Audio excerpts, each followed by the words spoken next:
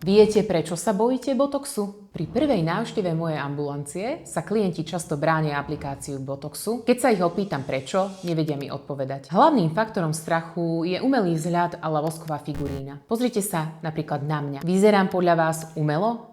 Ja si aplikujem botox sama asi od 28 rokov a som s tým maximálne spokojná. Botox milujem, je môjim najlepším pomocníkom v boji proti vráskam. Treba odbúrať stigmatizáciu botoxu i celkovo estetickej medicíny. Najmä staršie klientky majú v hlavách zafixované nepodarky spred 20 rokov, no estetická medicína sa od tej doby veľmi posunula. Dôležité je vybrať si odborníka, ktorý sa venuje primárne tomuto odboru a má v ňom roky praxe. Zubár, ktorý pichne raz za mesiac svoje kamošky, asi nebude dobrá voľba, nehovoriac o kozmetičkách. Rada si spomeniem na môjho anglického kolegu, ktorý sa sťažoval, že u nich to pichá aj vodič autobusu. Preto prosím, dôkladne si vyberte odborníka. Botox sa v estetických a medicínskych aplikáciách používa v extrémne malých bezpečných množstvách a je starostlivo spracovaný, aby sa zabezpečila jeho bezpečnosť, bol schválený regulačnými orgánmi. Konkrétne ten náš je z lekárne, je to francúzsky rokmi overený produkt. Terapeuticky sa aplikuje v 10 až 100 násobných dávkach na liečbu spazmov či migrény a škrípania zubami. S botoxom sa dá jemne pracovať s cieľom získať sviežejší vzhľad bez vrások,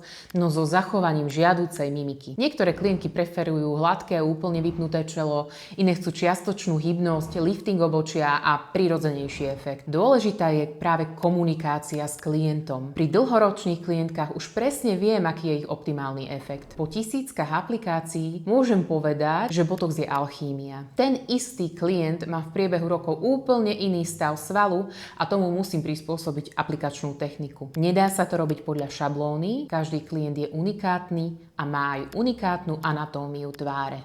Ak máte obavy z botoxu, rezervujte si online konzultáciu priamo so mnou pod videom.